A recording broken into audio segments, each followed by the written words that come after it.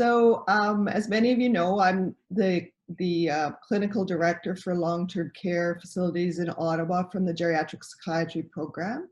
I currently work in 10 long-term care facilities. So many of you who are on this Zoom presentation, I know. So hi to you all. And you folks are the experts in this, not me. I certainly have worked in this area, but I'm really excited to hear if you have other input, other suggestions, particularly for the non-pharmacologic interventions that we're going to talk about. And you'll probably recognize some of the pictures. They may be from your own nursing homes. Some of them include the Butterfly Project environment. Some of them are other innovations that we have just found to be really helpful over the years. So let's get started and we'll start defining what BPSD is. So behavioral and psychological symptoms of dementia, it sounds like a big word, but essentially what it is it's changes related to dementia that occur because of changes due to anxiety, thought content changes, mood changes, psychosis, and behaviors. About 90% of people who suffer from dementia will experience BPSD at some point in their illness. And it varies early on in dementia. What people mostly experience would be feelings like depression and anxiety. In the middle part of dementia, people will experience things more like verbally and physically responsive behaviors, resistiveness to care. If they're still mobile, they may wander. As people go on and progress in their dementia, what we tend to see is more apathy, people that really can't really relate to the environment. They become sort of vacant and vague and not interested in doing things. But that these kinds of behaviors can be problematic in many people. Some of these behaviors can be treated with medications or drug interventions, but you'd be surprised how few of these really respond to medications. Many of the behaviors that we're going to review do not respond to drug interventions, but do respond to non-pharmacologic or behavioral interventions. But even given that, we recommend that even if you're using medications, you consider non-pharmacologic interventions to assist in the treatment of these patients. Just a word about delirium. So many of you know, sorry, those are my cats. If you hear what sounds like a newborn baby, it's two bad Siamese cats. So delirium. So delirium is an acute change that we see in a person that happens very suddenly, where they may experience changes in their mood or their perception. Sometimes they'll have visual hallucinations, or they'll become more disorganized in their behavior, not be able to pay attention. They may have disruption of their sleep-wake cycle. And if these things happen acutely, we really start looking for causes for these. And you'll know from geriatric psychiatry exactly what those are. You've got to check the urine, you've got to check for constipation, checking for other wounds or sources of infection like wounds or lungs. And of course, drug side effects, particularly in our patients where there's a number of medications that are used together, we can see side effects like sedation from hydromorphone or anticholinergic side effects that can cause delirium. The causes of dementia are multifactorial, and you should consider that it's not just dementia that causes behaviors itself. And I think you've probably learned a training in your other educational series at your long-term care facility. You may be familiar with the PIECES model of care. So what we've got to consider are things like physical causes. So that would be very simple things like hunger, thirst, feeling too cold, too hot, experiencing pain or discomfort. You've also got to address the stimulation of cognition in patients. Even people with dementia need stimulation of their cognition. So it's very important to make sure that they have meaningful, purposeful activities and a sense of accomplishment during their day. Emotional factors can definitely contribute to behavioral and psychological symptoms of dementia, not only for people that have previously experienced anxiety or mood disorders prior to the onset of dementia, but also with the neurodegeneration in dementia. We often will see these problems reemerge or emerge for the first time. So people may experience anxiety or feeling that they don't know where they are or where their loved ones are. They may experience feelings of depression and hopelessness. So these will contribute to their behaviors. We also like to optimize independence for patients without addressing their capabilities and trying to ensure that they are capable and able to do the things they can do. They may feel hopeless, give up, or have other behavioral disturbances. Environmental factors are important. For those of you who work in long-term care, you know that it sometimes can be a very noisy environment. Call bells, phones ringing, beepers going off, other co-residents calling out. These can be very challenging situations for us to work in, let alone to imagine if you live there 24 hours a day. So considering that and ways to decrease those factors that make a person uncomfortable in their home environment are important. Also, socialization, loneliness. I'm sure you've noticed this, particularly during COVID-19 lockdown, that many of these patients, they don't understand why their families aren't visiting. They feel lonely. Staff ratios are down because of staff being off, or for whatever reason, there's not enough staff to go around to provide that loving day-to-day contact that they're used to. The use of masks and visors and PPE puts another barrier between us and our patients. They may be confused by that. They may not be able to read our facial expressions or read our lips. So you can see an increased behavior relative to that.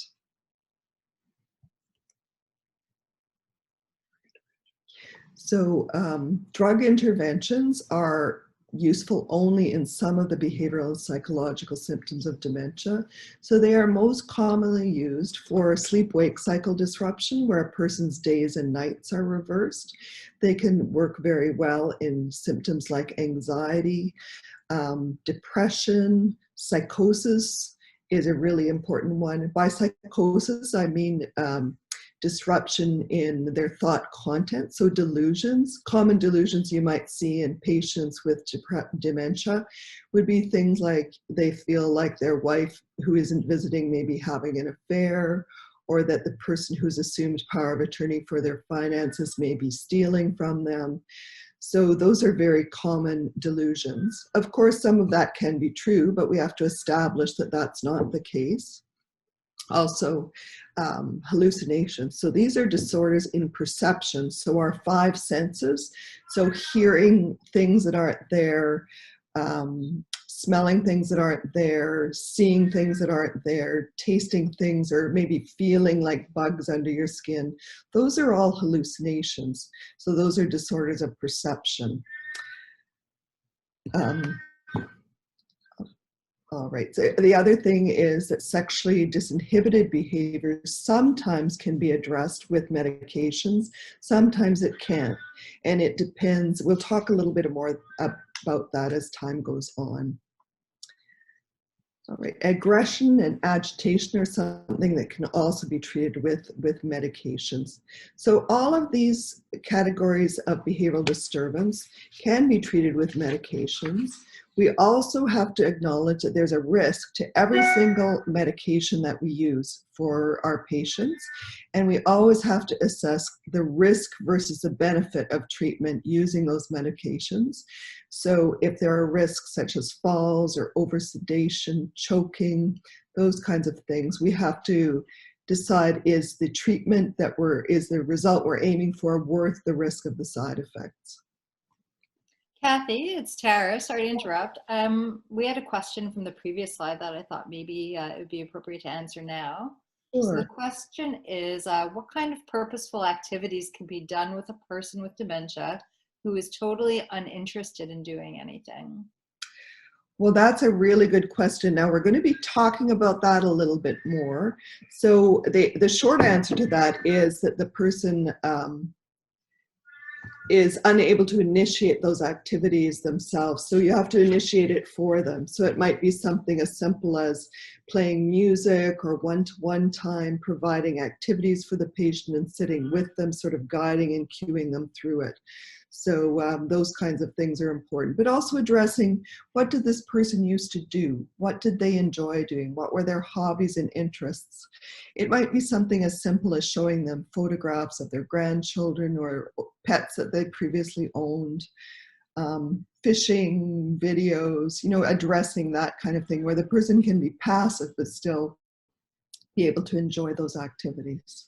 We'll talk about that a little more. That's a really great question. Perfect. Thanks, Kathy.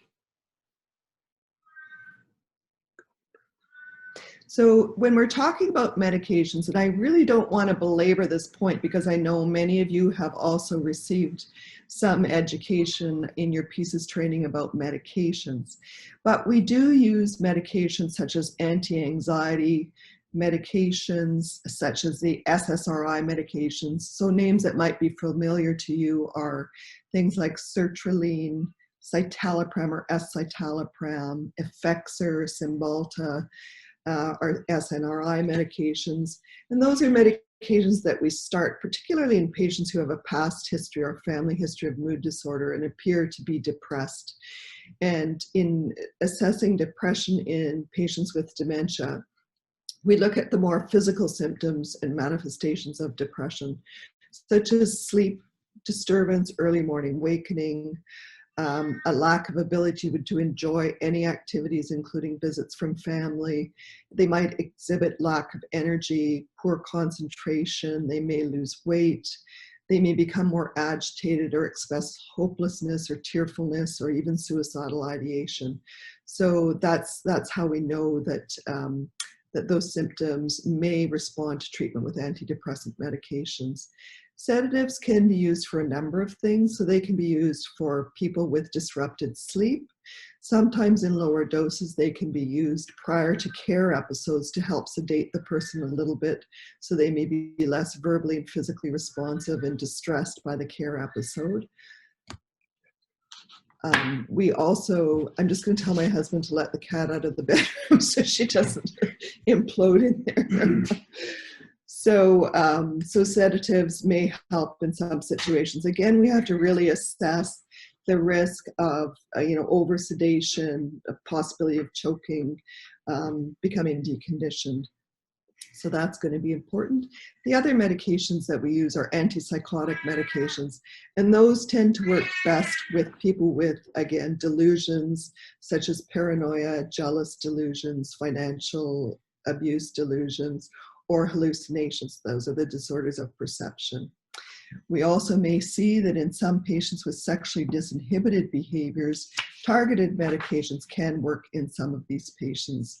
Of course, this isn't a panacea for those behaviors, and other interventions such as assessing risk and providing other possible barriers to assault within the long-term care facility will be important.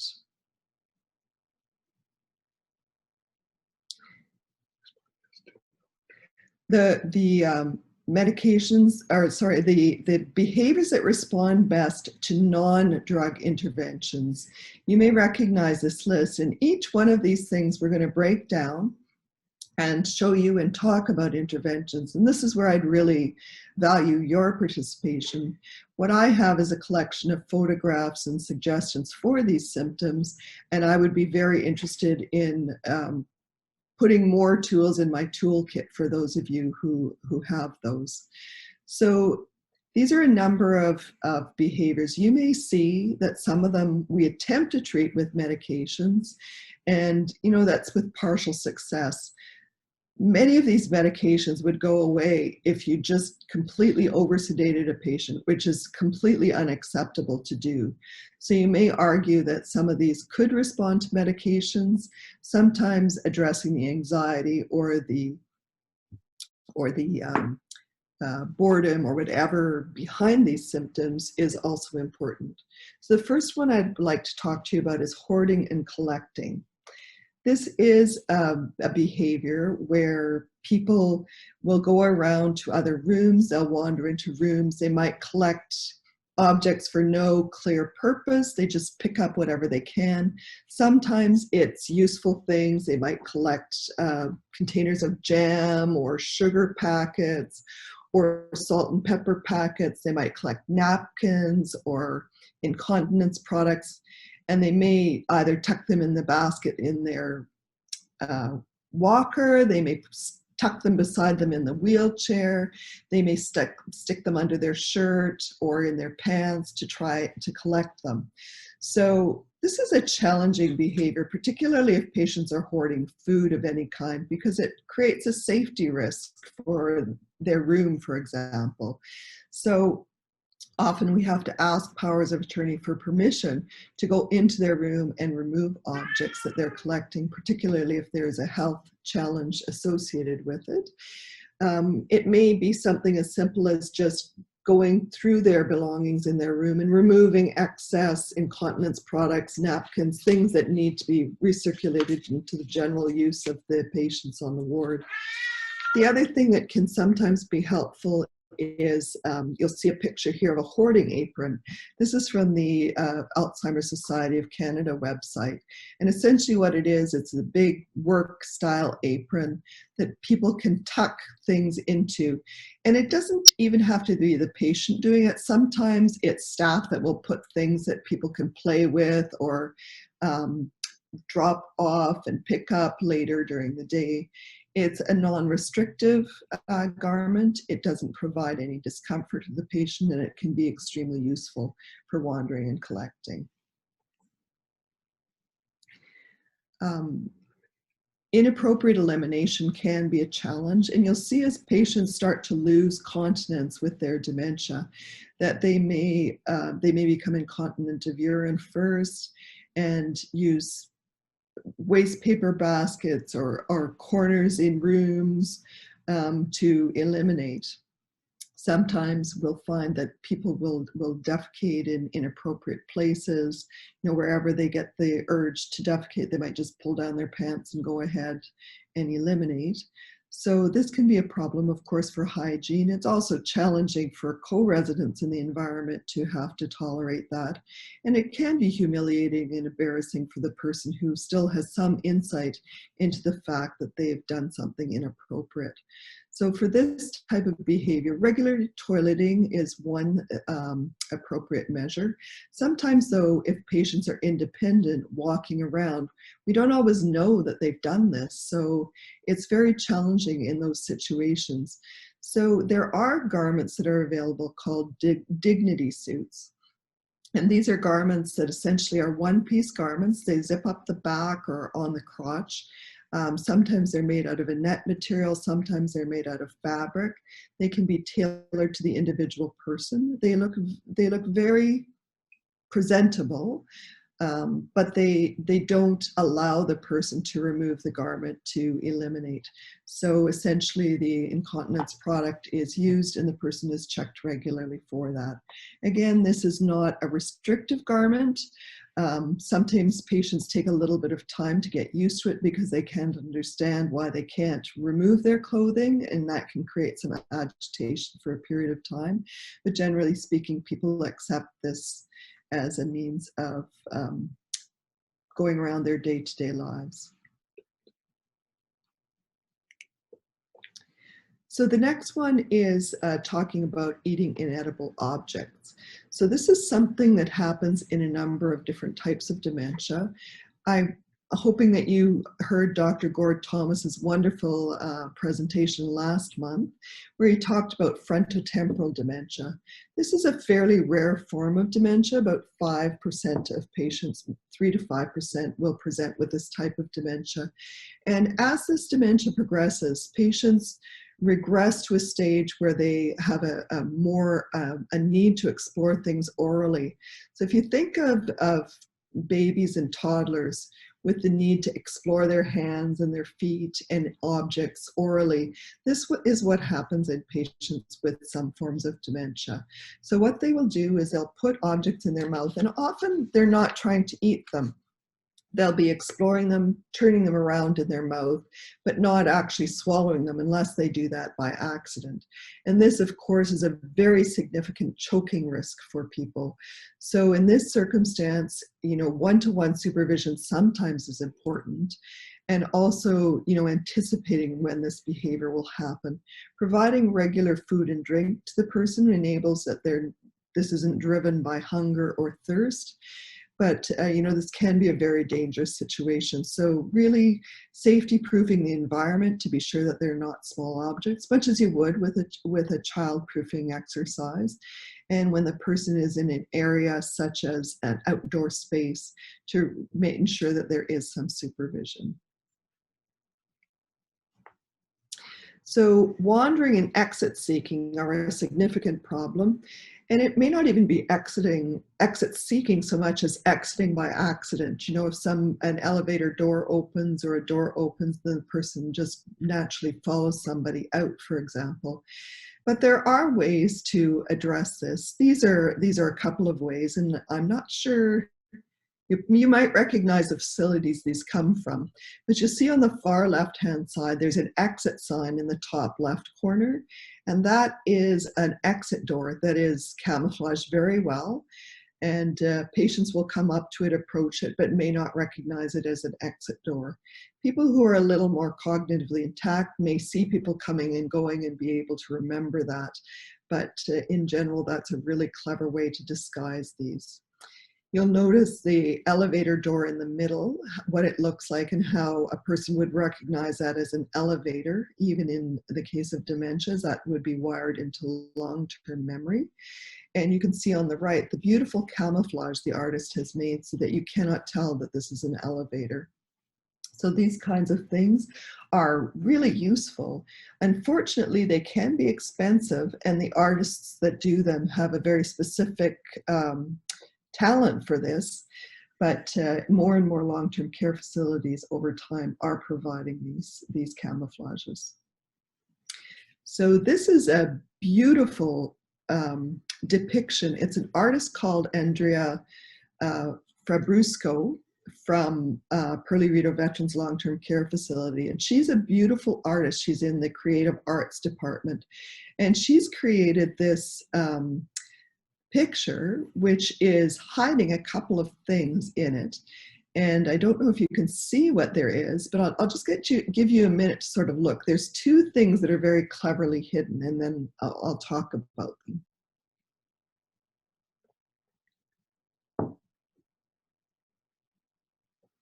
So the first thing that might jump out at you is the fire alarm that's there.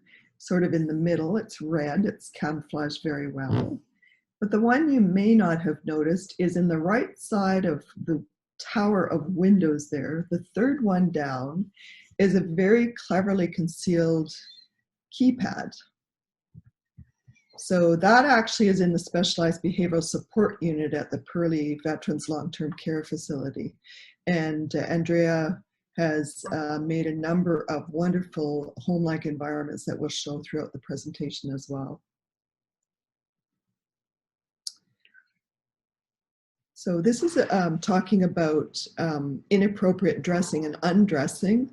This can definitely happen in dementia, and often is associated with agitation. Sometimes it can be layering because the person has what's called a dressing apraxia, where they don't recognize what layers go on what layers, so they'll end up with multi-layered clothing. So this is some of the ideas. So adaptive clothing is a really good response to this. So what you would have is clothing that is slit up the back and may have snaps, zippers, or Velcro to address the dressing apraxia. So essentially, this works also for patients resistive to care, but when they're washed up and prepared for the day, that you can easily dry them off and provide clothing that's presentable, comfortable, and may lead to less dressing and undressing. Also because the fasteners are on the back of the garment, the person would, the buttons are sewn shut or the zippers are sewn shut on the front, so they would not be able to remove them.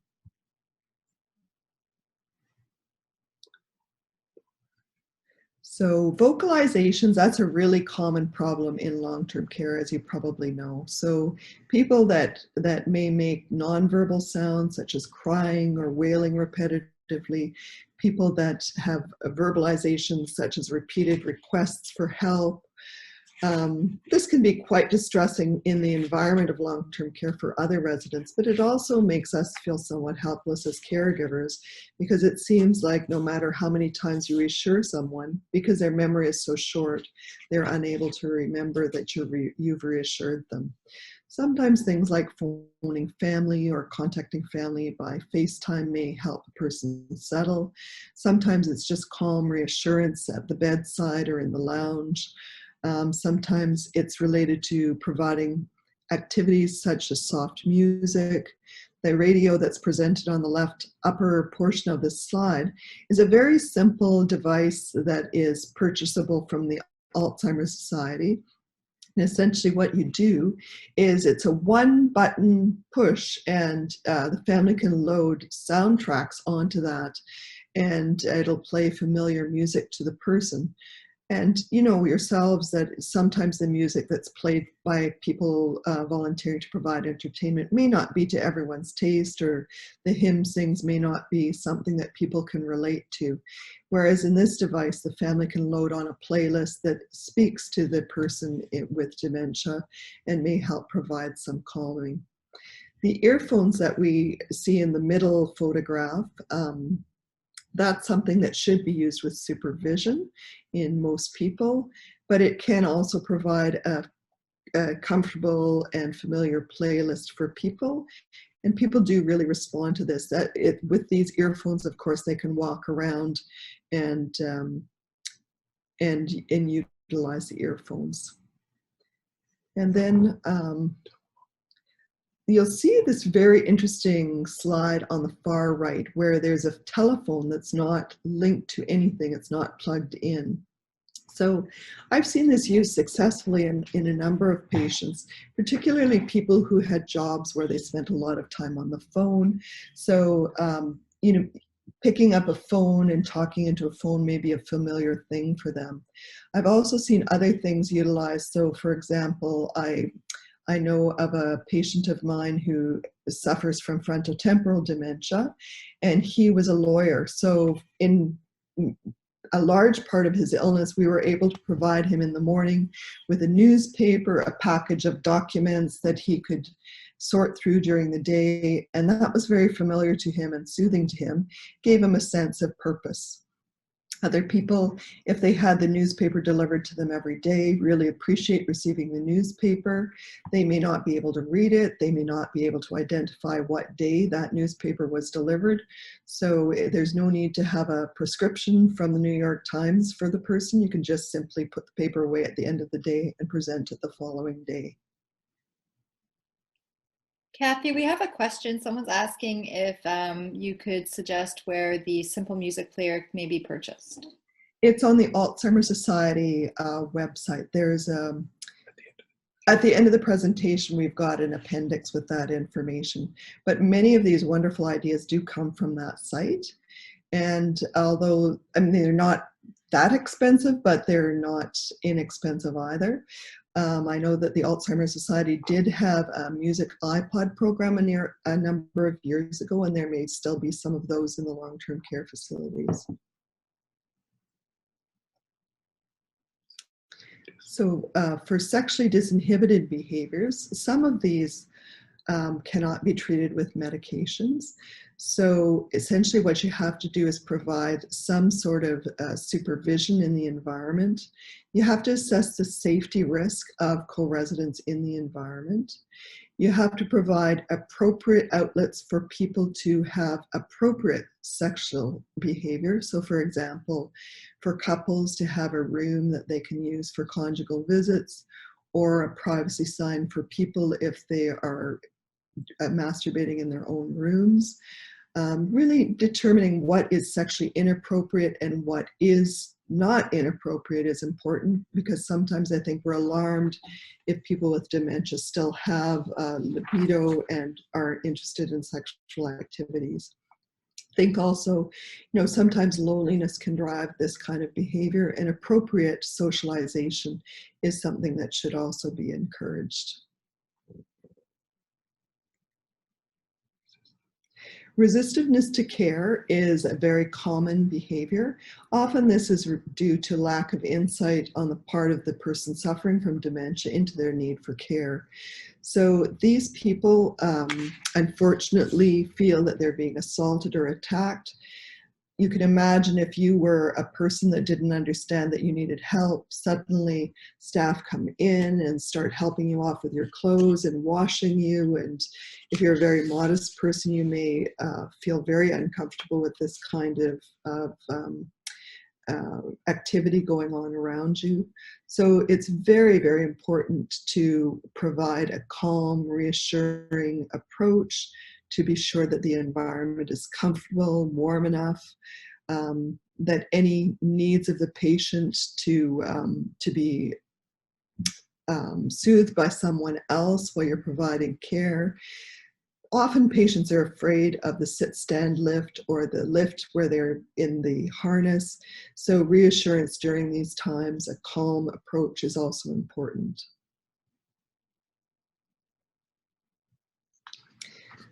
Repetitive verbal and motor activities. So this can be purposeless or purposeful. So I'll give you examples. So repetitive vocal behaviors might be things like just wailing over and over, perseverating on that, or it may be asking for help. Sometimes the need for help is really there, and sometimes it's just perseverating. Sometimes the noises are a sign of distress, and sometimes they're a self-soothing behavior. Repetitive motor behaviors can be things like tapping on tabletops, banging the lids of laundry carts, repeatedly slamming drawers or doors. So these may be to provide attention to themselves, and it may be not related to that at all. So it could be purposeful or purposeless, but also as professionals, we have to try to establish the meaning behind the behavior and try to see if there's something we can do to stop that. Often a calm, reassuring attitude, redirecting them to more socially appropriate behaviors or providing meaningful activities for them may be helpful. So meaningful, purposeful activities, again, providing things that help to stimulate them, knowing something about their background. So you'll see on the left side of this screen, there's what we call a busy basket or an activity basket that's full of implements that you might see in a kitchen. So somebody who may have worked at home or in a dining room or kitchen may find that that's interesting to them.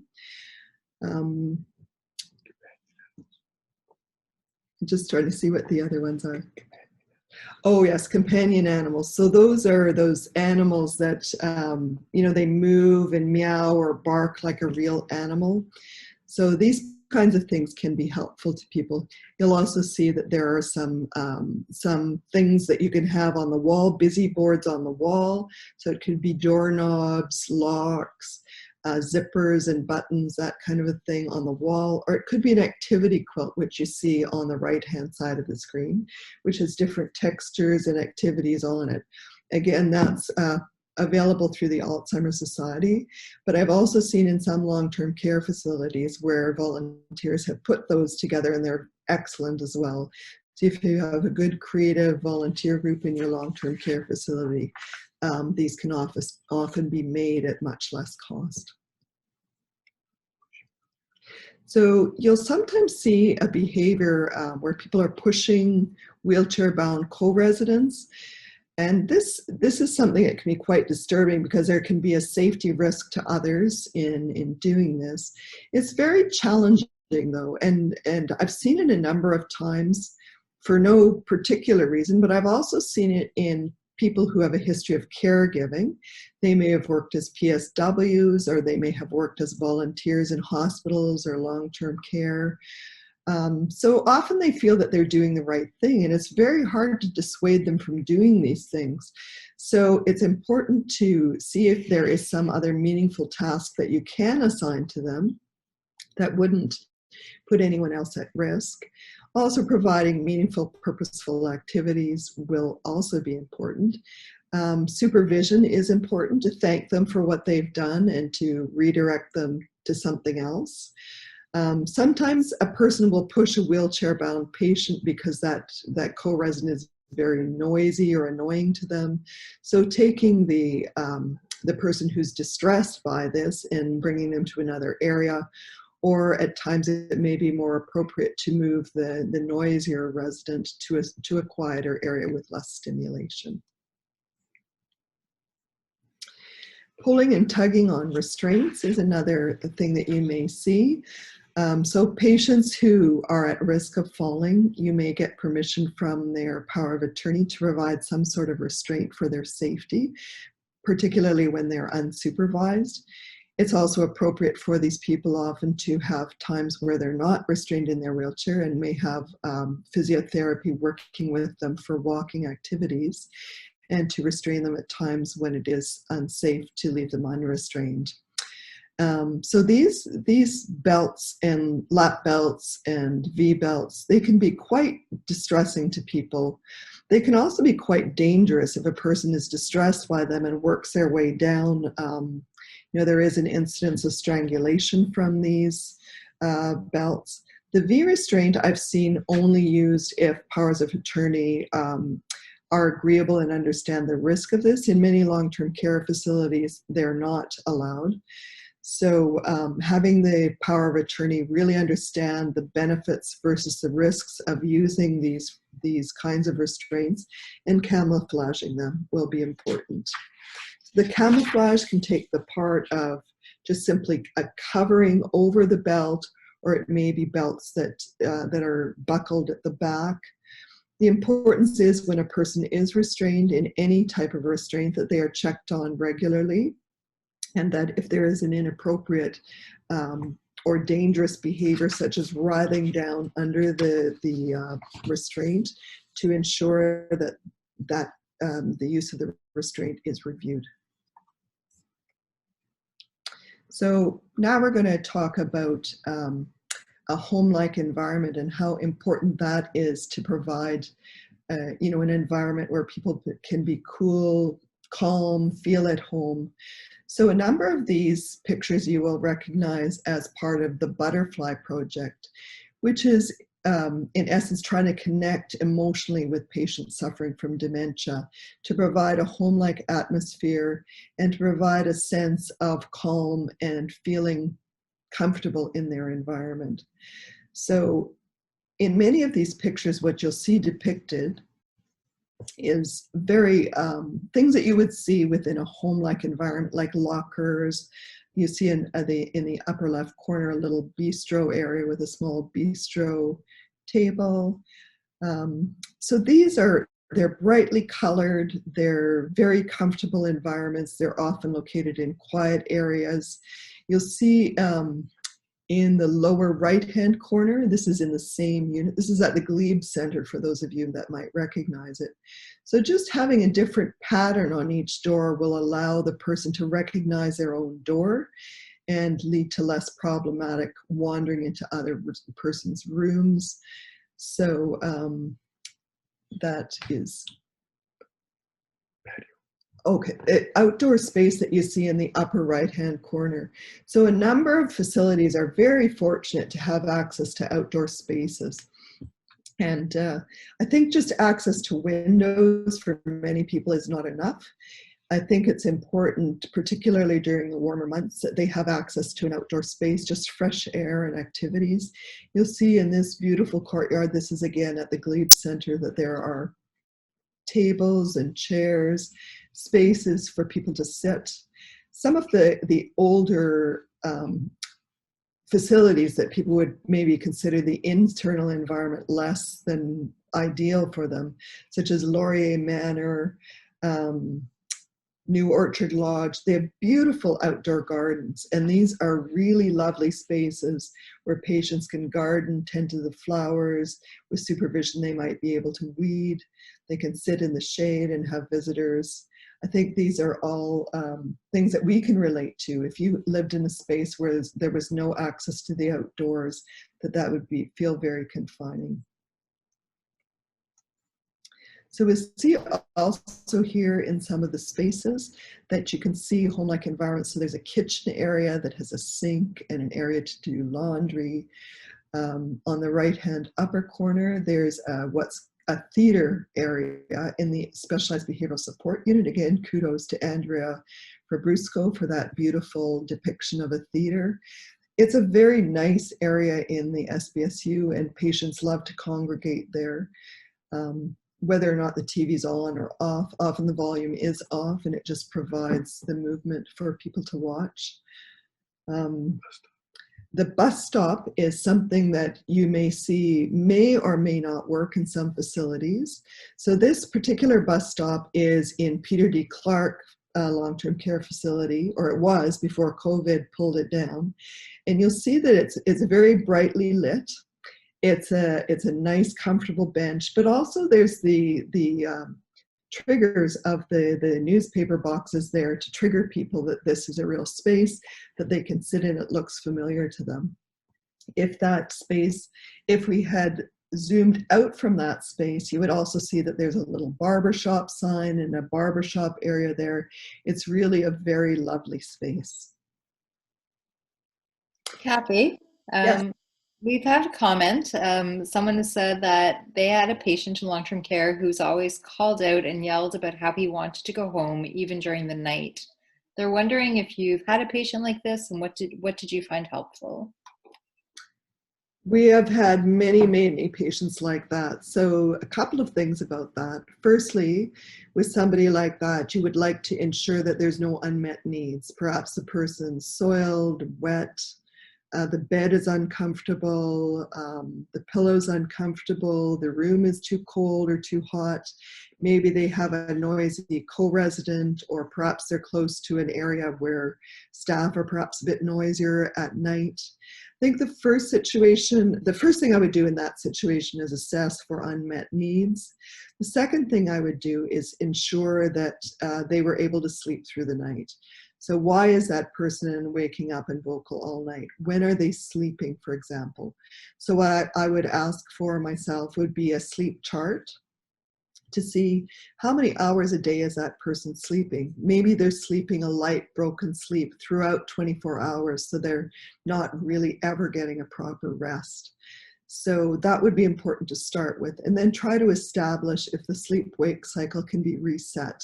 So in that situation, again, making sure all the unmet needs are addressed, to ensure that they are provided with something that may help them to fall asleep. Something as simple as melatonin or trazodone.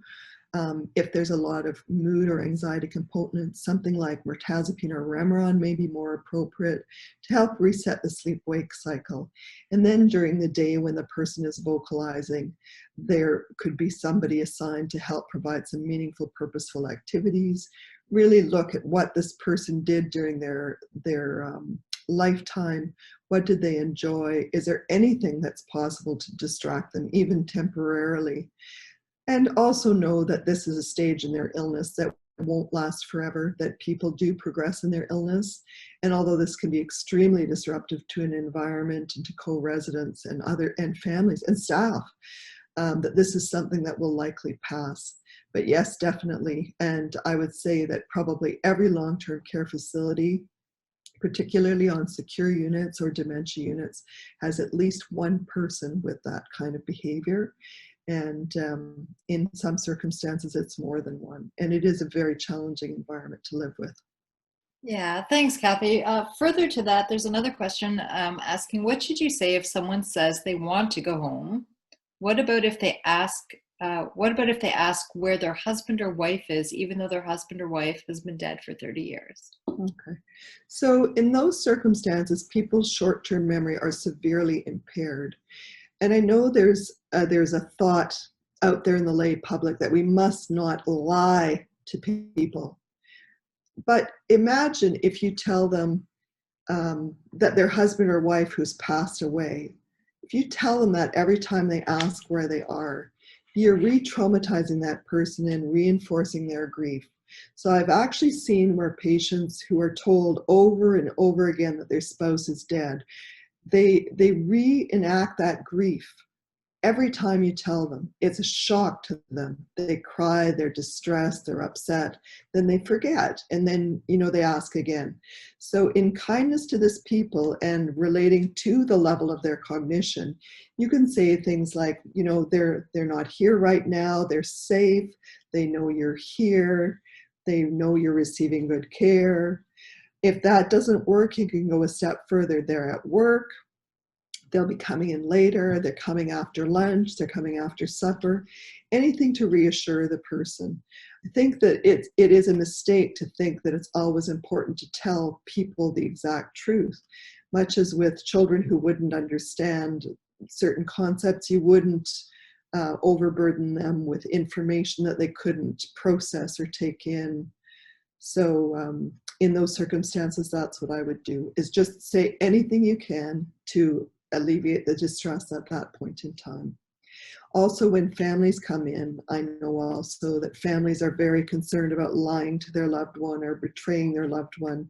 And it's important to let them know that, this is education, to say, this person will not be able to tolerate this in their state of dementia. It would be re-traumatizing them with the grief each and every time. There's no reason to do that. Distraction sometimes works, providing a different activity for them, taking them for a walk, giving them a snack or a cup of coffee, but also just giving them an answer that would help soothe them is important and is not, in my opinion, lying to a person. Thanks, Kathy. That was really helpful. Would it be the same in terms of the question if they're insisting that they want to go home? That's more challenging. Sometimes you will tell them you are at home. They insist they're not at home. But even before people come into long-term care, it's not uncommon for people suffering from dementia to be in their own home and say they want to go home. And you can ask them, well, what do you mean by home? They may say, the address of where they lived when they were a child, or a town where they previously lived, or where they raised their children. So it's not unique to the long-term care facility that people will ask to go home. And really to understand that it's a sense of their own perception that things don't look the way they should, that this does not look like the place that I'm familiar with. So they feel that it's not home. So even if it's a place they've lived for 40 years or 4 months, they feel that it's unfamiliar, they're not comfortable there, they're anxious there. So reassurance about that is important. And saying things like, well, I know, this isn't your home, but we've got a bed for you tonight and we're going to be giving supper. So why don't you stick around and we'll have a coffee break. We might have some music. We'll have supper together and then we'll see about getting you home. So anything, again, to soothe the person, distract the person, to provide comfort to them, that their family knows where they are, that we're there to support them, that we're there to make them feel comfortable, that we'll make sure that they have everything they need, just to alleviate the distress that they feel that they're in an unfamiliar environment. Yeah, that makes a lot of sense. There's another comment that sort of it relates to what you just shared, and maybe it's mostly answered, but I'll read it just in case you have any additional thoughts. The comment is, I have a resident that is new. She is always looking for her suitcases to pack all her belongings. Resident has belongings all over her room. What do you say to a resident like this? The resident is very stressed. Family took suitcases home with them. Is there something else we can give the resident or get family to get the resident to ease her anxiety? That's a tricky one. And there are patients, particularly when they first arrive, that they pack all their belongings day after day after day because they're sure they're going to go home. And it's sad. But I think that, providing patients with suitcases may not be the right thing. But my response would be try different things. So bring a few busy baskets and ask them to sort things, or ask them to, pack what they can in that space and then just put it back later. But also providing other activities for them, taking them to a different place, helping to distract them. Having family make the room more home-like for them by providing photo albums of the grandchildren, maybe a picture of their favorite pet, providing a quilt for people. It's a wonderful opportunity that I've found available. You know, they forget what it's called, where they do the 360 camera view of a room. And that's been very useful in moving patients from one room to another in a long-term care facility once they're settled in the first room, but you have to move them to set the room up identically to how it was in the previous location. But people can do that even if you look at a bedroom from their retirement home or from home, to the best you can to set it up in an identical format so that it seems more familiar to them. But having things like a quilt they may have had for many years, or a teddy bear they may have had on their bed that was given to them by a grandchild, pictures in their room, a familiar lamp, those are all ways to try to make things more home-like. But the person who packs and repacks and packs again, I think just trying the best to alleviate the distress of that person is more important. If they pack it up, who cares? You know, you can always unpack it, provided they're safe in doing what they're doing. Thanks for that, Kathy, and thanks for the ideas and for the reminder to focus on a person's distress, how to ease distress. There's another comment now. Some residents can be upset when they see staff wearing masks and other PPE. What to do in this situation? That is a conundrum that we've all faced. I guess what I do is I apologize. I say, I'm really sorry, you know, this virus, I have to wear these things. Patients are craving for smiles, for real conversation, face-to-face, eye-to-eye. They're missing touch, they're missing handshakes and hugs and somebody just gently stroking them on their arms. It's an awful situation we're going through. I never thought I would see anything like it in my life. And, you know, I see a lot more patients lonely, crying, desperate for touch from other people. There's really nothing we can do. Again, you know, assessing the risks versus the benefits of everything we do. The benefit of using PPE, masks, gowns, shields, gloves, the benefit of that is to keep the patients as safe as possible. The risk is that we make them feel alienated, we make them feel lonely and sad and disconnected. I think the most important thing for patients like that is to ensure that they do have phone contact or FaceTime with family to feel that they're connected. But that's challenging too. I know with patients that I see via telemedicine, they don't know what's happening. They don't know why the person on TV is talking to them. They smack the iPad or try to grab at it. They may see during garden visits that their loved one is outside of the window and they don't know why they're not coming in. So they may bang on the window or get more distressed. It's a very hard situation. And again, you really have to assess the benefits versus the risks of doing that. So if the person is so distressed that they're banging at the window and injuring themselves and they don't remember the visit beyond 5 minutes, you may say to the family, you know, maybe this isn't the best thing. Maybe a phone call, which is more familiar to people, is a more appropriate thing. And I do find that with a certain cohort of patients that the telephone, because it's so much more familiar to them than the iPad, makes more sense to them. And if they're verbal and they can express themselves, that's a much more calming way to communicate and to provide companionship to them. So I'm just looking at the other pictures on this slide here. So you'll see in the upper left-hand corner what looks like the outline of an ear, and it's green. This is an idea we borrowed from CHIO, and it's a reminder that if the environment is becoming louder and louder, it can become more agitating and distressing to people. In a quiet environment, this ear is green. The noisier it gets, the more red it gets. So it's a reminder, it's a visual reminder to staff to keep it quiet, to try to disperse staff a little bit more so it's not so noisy in a common area.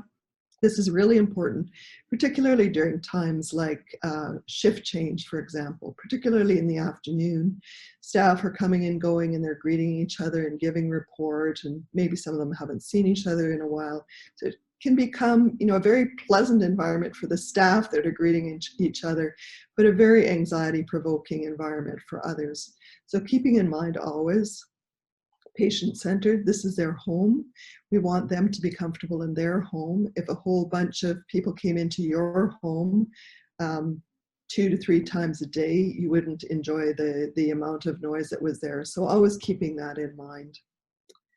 The upper right-hand corner is, you may recognize Tatiana. She's one of our outreach nurses. Oh, sorry, she's in the center. And she's got a half door there. This is a specialized behavioral support unit again. It's a glassed-in room with a locked half door. And this has turned out to be one of the most useful strategies for maintaining peace and calm in the SBSU. So what it means is that the patient can always feel that they have some contact with the staff face-to-face. And through the glass, they can wander around and find where the opening is. And there can be interaction at a distance. So the nurse is safe in that environment, and the person can still communicate with them or just hang out there and just be with them and enjoy the activity and the quiet space that's around that door. So that was one thing. In that SBSU, as well as in many of the units at the Pearly, there's really wide hallways that provide direct sight lines.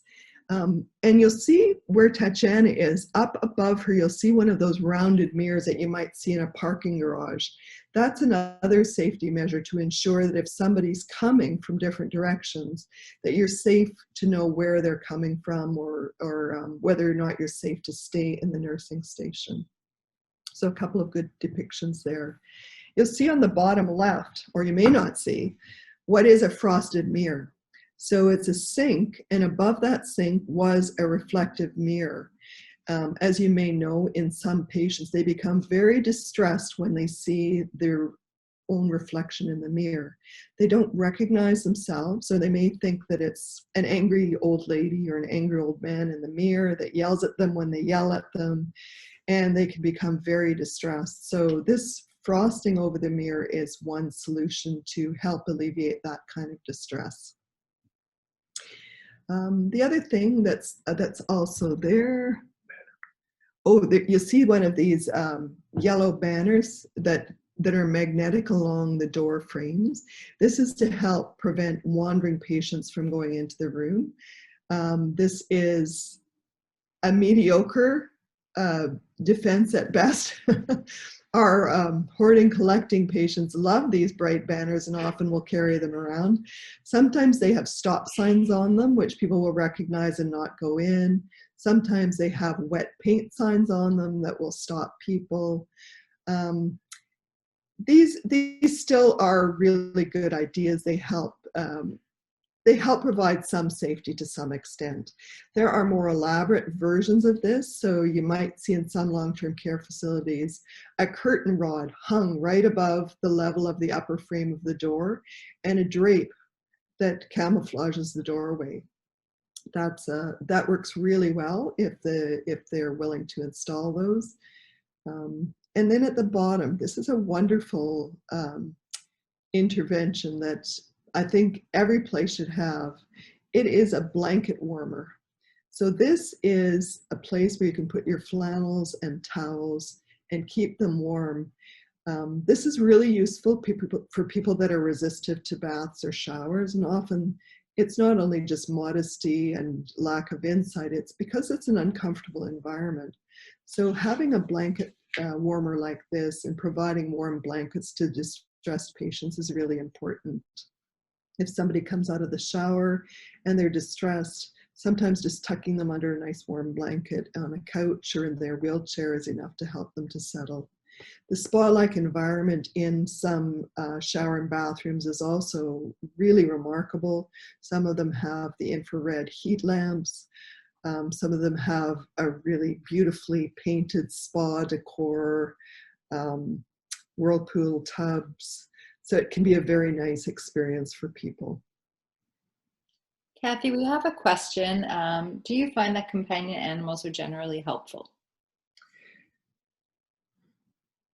In very specific people. I think that I definitely have seen them work for people.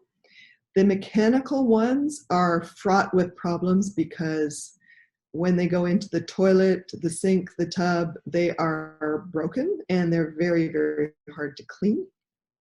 The companion animals, like just the stuffed animals, I find much more useful for people. For one thing, they're softer, they're cuddlier, more people are likely to take to them. People that are collectors often love to carry around lots of stuffed animals. Again, hygiene is an issue.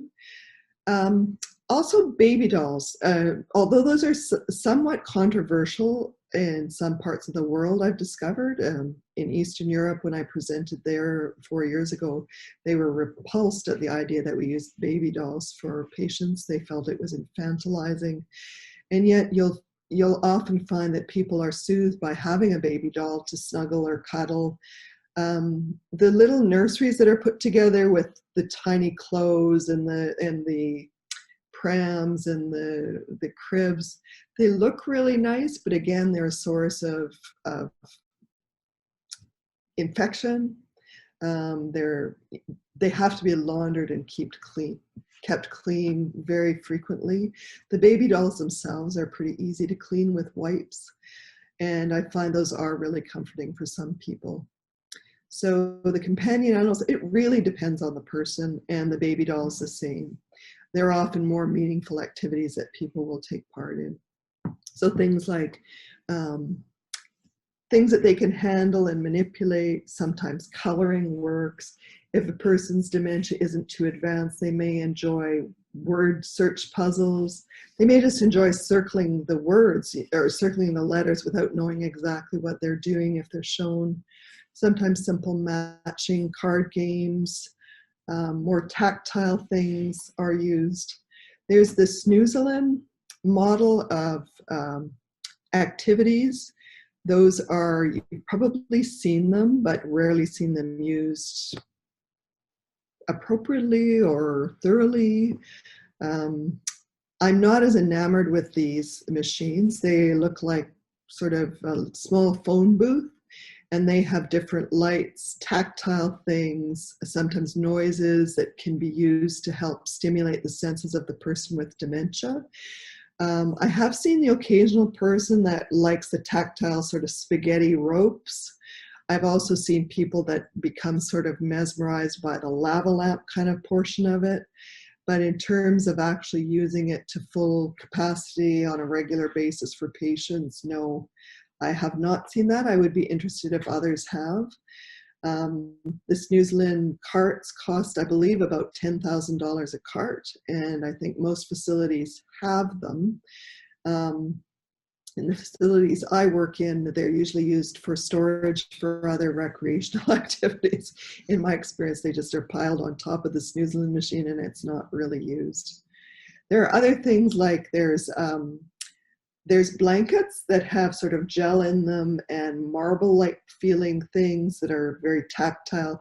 They also provide a certain amount of weight for people, and weighted blankets, you have to be very, very careful in our frail elderly that they're not restrained so they don't restrict breathing, but they can be helpful placed on the lap of a person. I have also tried with a patient who had very severe difficulties finding his way around in space. And by that, I mean, he didn't know whether he was sitting or standing or sitting at a strange angle or lying on his bed at an odd angle. And he responded for a period of time in his illness to a weighted vest. So really just having the occupational therapist assess the fit of the vest and then putting progressively weightier weights in it to see if that would settle the person. And that did work for a while. I was quite impressed with that. But as his illness progressed, and it progressed quickly, that didn't work as well. So those are just some examples. If you look on the Alzheimer's website, which is appended at the end, you'll find that there's some really great ideas that may work for your specific loved one or your resident, but not for everyone. Thanks for that, Kathy. What about real animals, pet therapy? Oh, pet therapy is wonderful, provided they don't injure the animals. But yes, I think in many units they do use pet therapy. I think that's suspended due to COVID because animals can be considered a vector of the virus. But yes, definitely. I have seen some cat therapy animals, not many, mostly dog therapy animals. And they're not just any animal. Usually they're trained and certified by the facility and given, a volunteer status to be able to come in and to provide companionship to patients. So, and they usually come with well-trained trainers that are very good at finding people who respond well to the animals. But definitely live animals and live babies work much better than the fake ones, for sure. Thanks for that. So in summary, behavioral and psychological symptoms of dementia are present in most of our patients, 90% of our patients that will go through an illness like dementia. We can see that a lot of these behaviors are multifactorial, and you have to consider all of those factors before you determine a treatment. Drug treatments work only in a few of the behavioral disturbances we see in dementia. And the drug treatments are not necessarily specific for the behaviors. So they won't necessarily directly address the behavioral disturbances there and may treat it through an indirect method by addressing anxiety, depression, or psychosis or sleep problems. Most of the behavioral disturbances we see in dementia do not respond to drug treatments. And as much as we want to have a pill or a quick response to help the distress of these patients, sometimes it takes a really important dissection of what's happening with the patient, their environment, and the people that interact with them before we can determine what the best non-drug intervention will be. And even if drugs are used to help mitigate some of these behaviors, the non-drug interventions should always be used in conjunction with the drug therapies. So that's my presentation, and I'm just delighted to hear from other people. Any questions or any comments they have, please give me other suggestions as well as things to try if you have found something successful. There's a comment. She mentioned you were looking at dementia in Eastern Europe. Did you notice any differences in Europe versus Canada and how they...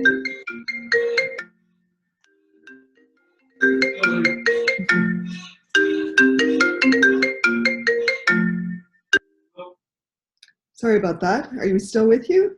Yes, we can hear you, Kathy. Did you get the end of the question, or do you want me to reread it? If you can reread it, that would be awesome. Sorry. Sure, not a problem. So the comment is, you mentioned you were looking at dementia in Eastern Europe. Did you notice any differences in Europe versus Canada, how they treat dementia? Absolutely. I was really interested in this. So Tatiana, myself, and Lana McDonald, both of those women are outreach nurses, were invited to give a talk in Prague to an audience of interdisciplinary workers to talk about the drug and non-drug treatments in dementia, specifically the non-drug treatments. And it was a very captive audience. They were very interested in the things we had done. And we had the opportunity of going to Slovakia to a small nursing home there. And it was run by lovely professional staff. And so I'm going to tell you what it was like and just consider whether or not this would work in our long-term care facilities. So they had open units. They had balconies to the outside with unlocked doors. They had crystal and china set out for people to touch and handle. They had no locks on any doors. The kitchen was open and patients were allowed to serve themselves hot food with ladles, and they had access to extra food. Some of them were even invited to work in the kitchen. They had times of the day where they dimmed the lights and said that this was a cue to the people that it was time to have an afternoon nap. They said every single resident without question went down for an afternoon nap. They said that they had no sleep-wake disruption at night, and that they were using, you know, a cart to carry around warm water towels and warm blankets to help provide care, and that they had very little problems with resistiveness to care. So we were shocked, to say the least. So the woman who was showing us around was a social worker by discipline. And so my next question was, how many medications do you use? And she said, oh, I'm not aware that we use very many medications. And I said, could we find out? Like, I'd really be interested. Why does this work in Slovakia, whereas in Canada, we are fraught with problems with all these behaviors? So she checked with the pharmacy. Not only were about 95% of them on high-dose medications, they were on the older medications like Haldol, not even the newer medications. So when we look closer at these patients, a lot of them had really severe side effects like tremors and rigidity, history of falls. They were over-sedated, choking. And when we described some of the patients we had in our long-term care facilities and the types of behaviors we had, they said, oh, those people would never even be admitted to our long-term care facilities. They go to psychiatric institutions. So it was interesting, and this was the same group of staff that were saying that the baby dolls infantilized people, and they couldn't understand why we couldn't put out things like china and hot food and open balconies to provide a meaningful quality of life for patients. But certainly I know we've had a number of disasters and problems with patients scalding themselves or injuring themselves when environments are not supervised or safety proofed. That's super interesting. Thanks for sharing that, Kathy. We have a couple more questions. The next one is, what can staff do when we have residents using staff washrooms to stop them? Why do you have to stop them? Good question. I guess, you know, my theory is if it doesn't hurt anybody, who cares? Like if a resident goes in and inappropriately eliminates in a washroom, at least they went into a washroom, you know, they're trying their best. I think just to get somebody to clean up the washroom is good enough. Like, I don't think we need to, we've got to pick our battles, right? And we've got to not be stressed out by things that are things we can easily fix. I think, you know, especially during COVID times, if the staff washroom is open to patients, then we have to be sure that they're cleaned and inspected in between to ensure that the facility is not contaminated. Certainly in many long-term care facilities, there are those locks that you slide across to barricade the door that are high enough for only a taller person to reach, not anyone in a wheelchair. Some washrooms are locked, but if they're not locked, I think we just have to accept that even if you didn't see a person go into there, it's likely someone did. So going into staff areas, going into kitchen areas, going into co-residence rooms, all of these things can be problematic for infection control. But if we're vigilant and you see a mess somewhere, just get it cleaned up. I wouldn't be too concerned about it. Thanks, Kathy, for that different perspective. The next question is, in reality, do staff have the time to do that fulsome assessment of a patient, and therefore aren't they rather choosing drugs as the number one solution, which is of course unfortunate? Mm-hmm. Well, I think, you know, in the olden days, yes, you really had no choice but to use medications or nothing. But now, over the years, you know, over 18 years now, we've had Behavioural Support Ontario that's been in long-term care facilities, and these are supported by the geriatric outreach nurses in long-term care. So every facility has a geriatric psychiatry outreach nurse. Half of their time is divided into providing clinical care, reassessing patients from a medical viewpoint, and helping to provide workups for patients that we see in the clinics that we hold once or twice a month at the facilities. And half of their time is to support the behavioral support people within the facility. So you'll have one or two personal support worker champions that are designated to work in behavioral support in the home, and making a referral. If a person is having behaviors that you find challenging, you simply make the referral to behavioral support. The personal support worker champion will address that issue, talk to staff, look at non-pharmacologic interventions besides the pharmacologic interventions. They will liaise with the geriatric psychiatry outreach nurse, who wears both hats of behavioral support and also clinical support to the geriatric psychiatrist. So any behaviors that can be addressed without drug intervention should be addressed, and the ones that require the doctor to review should be also addressed that way. But again, I can't emphasize enough, even if there's a medication chosen for a particular behavior, that these should always be used in conjunction with behavioral support interventions, keeping in mind that it's the best possible outcome for the patient. The patient is the one we have to be most concerned with, that they have a dignified quality of life, that they're not suffering in more distress than they need to, and that not only their need for addressing their distress is there, but also to provide for their other needs. Perfect. Thanks, Kathy. We have a couple more. We still have a few minutes, if you don't mind. Great. The question is, what is the best way to administer medications to residents with behaviors after they've consistently refused to take medications and multiple attempts were made in different ways by different staff? Mm-hmm. That is a very good question. So it varies. So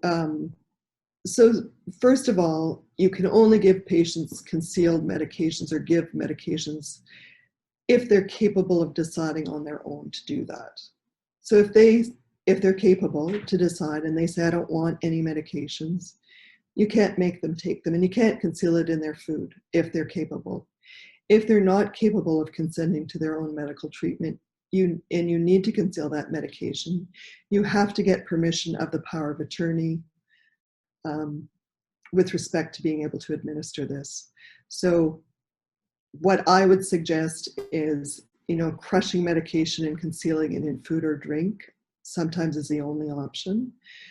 Many medications do come in dissolvable formats or in liquid versions. Some of those have taste, some of them don't.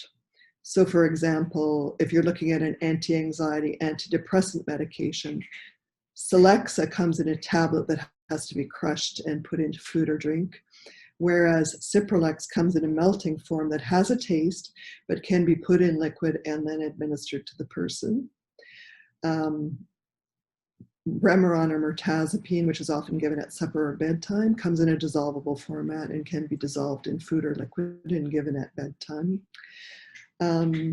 Other medications, I just learned recently that Effexor, which has been a real difficult thing to dissolve because you open the capsule and it comes in little uncrushable granules, but it now comes in a dissolvable format as well. Unfortunately, it's not covered by ODB, but it is available. Prozac can be dissolved, Zoloft can't be dissolved. So you can usually work within a class of medications and find one that can be dissolved and find an equivalent dose.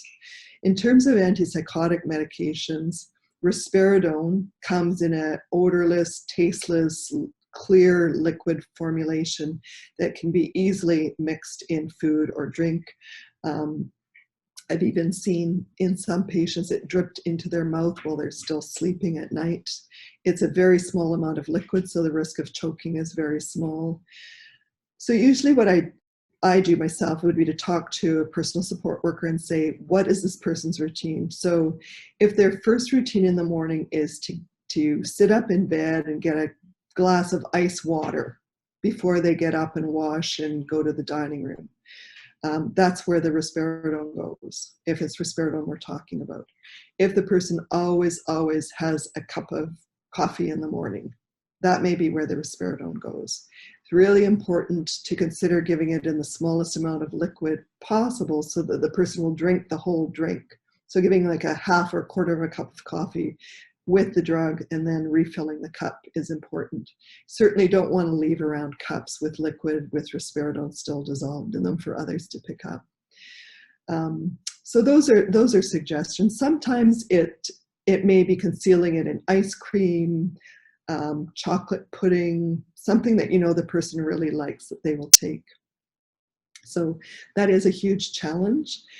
Short of that, I think considering using, if a person's having really severe behavioral disturbance and they're at risk of harming themselves or others, using subcutaneous or IM medications such as you can use olanzapine, you can use intramuscularly, you can use Nazanan subcutaneously, Haldol intramuscularly or subcutaneously. So those are considerations. But again, really asking the power of attorney, if this is a consideration, weighing the risks of using these medications versus the benefits, and always looking at other reasons that the person's behavior might be so severe by looking at your pieces formulation. That's amazing. Thank you, Kathy, for all those tips. And again, the reminder to get consent either from the resident or from their substitute decision maker, really important.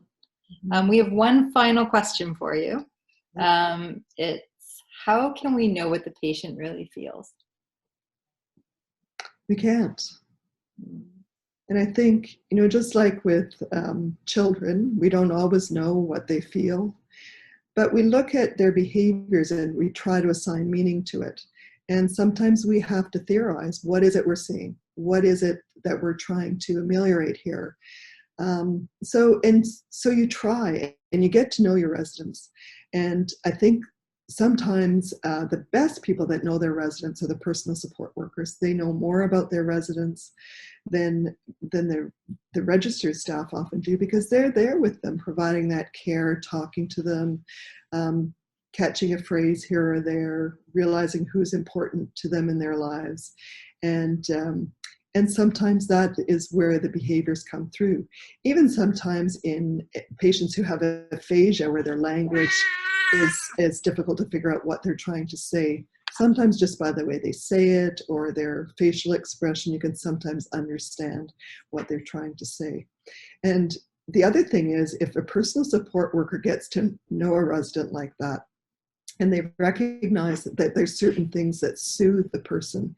We've seen a brilliant way of spreading that news to casual staff or maybe agency staff. And essentially what it is very easy to do, is to get sticky notes.